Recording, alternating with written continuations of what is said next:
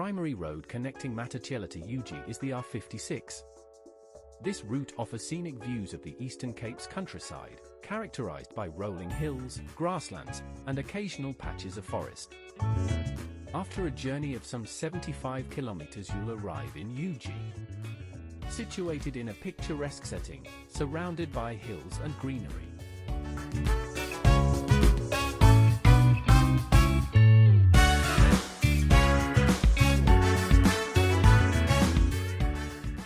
I had researched restaurants located in Ugie and had identified a restaurant by the name of the Cock and Cat, which grasped my interest and curiosity.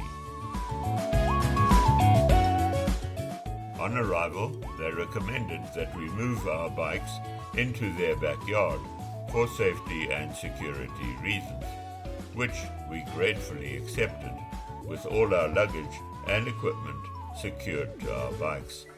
We could relax and enjoy our scrumptious breakfast without fear of interruption.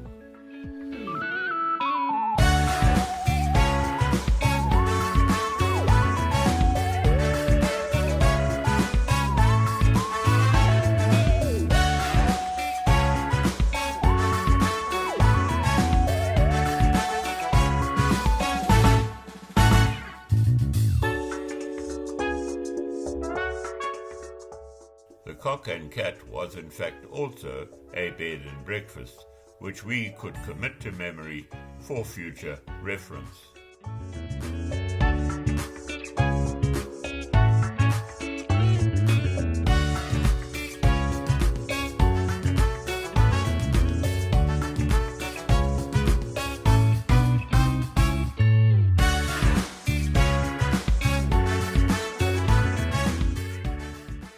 We were not to be disappointed with our choice, as the breakfast was not only very tasty, but the menu items proved entertaining with their choice of options.